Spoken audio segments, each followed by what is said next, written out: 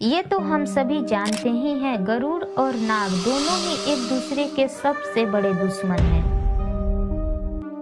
लेकिन क्या आप जानते हैं भगवान विष्णु के वाहन गरुड़ राज और शयन शेष नाग दोनों ही एक साथ कैसे रहते हैं? इसके पीछे पुराणों में एक कहानी है। ऋषि कश्यप की 13 पत्नियां थी। उनमें से एक पत्नी का नाम कद्रु था और दूसरी पत्नी का नाम विंता था। वे दोनों ही ऋषि कश्यप की सेवा किया करती थीं। उनके पूजा पाठ में भी सहायता किया करती थी। एक दिन ऋषि कश्यप उनसे प्रसन्न होकर उन्हें बोले, आप हमसे क्या मांगना चाहती हैं?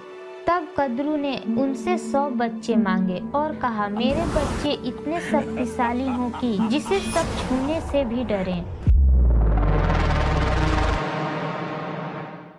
ऋषि कश्यप ने कद्रु को दिए 100 अंडे और बोले, इन अंडों को अलग अलग पोटलियों में बांध कर रख दें ताकि वे समय पर फूट सकें। अब बारी थी विंता की। विंता कहा, आप भले ही मुझे कम बच्चे दें, लेकिन मेरा बच्चा कद्रु के बच्चे से ज्यादा शक्तिशाली हो। ऋषि कश्यप ने विंता को दिए सिर्फ 2 अंडे। उन 2 अंडों को भी रख दिया गया सेकने के लिए। कद्रु के जो 100 अंडे थे ना, वो एक एक करके फूटने लगे और उनमें से सांप का बच्चा निकलने लगे। उनमें से एक नाग वासुकी था जो भगवान शिव जी के गर्दन पर रहते हैं, और एक नाग शेष नाग थे जो भगवान विष्णु जी के शयन हैं।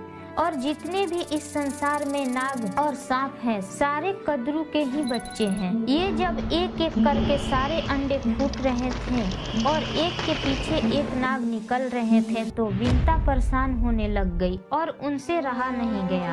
और जो ऋषि कश्यप ने उन्हें 2 अंडे दिए थे, उनमें से एक अंडे को उन्होंने फोड़ दी। उसमें से जो बच्चा निकला, उसका ऊपर का बॉडी बना था और नीचे का बॉडी बन रहा था, मगर समय के पहले अंडे फोड़ देने के कारण ये अपाहिज रह गया।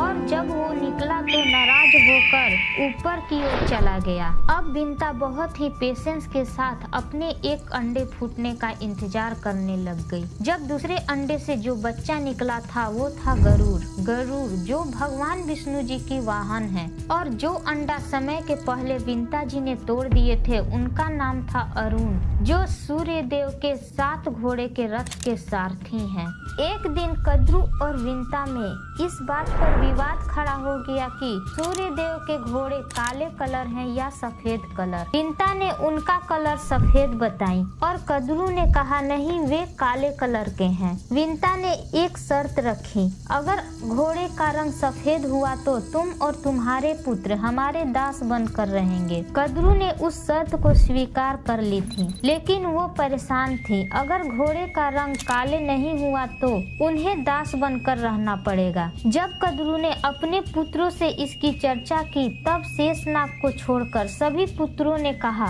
माँ आप चिंता ना करें, हम लोग घोड़े से जाकर लिपट जाएंगे, जिसके कारण से दूर से काले रंग के दिखाई देंगे। इस बात से कद्रु प्रसन्न हुई, परंतु बाद में जब विंता को इस बात का पता चला, तभी से गरुड़ और नागों में दुश्मनी चली आ रही है। फिर मिलते हैं एक और नई वीडियो के साथ। वीडियो देखने के लिए धन्यवाद।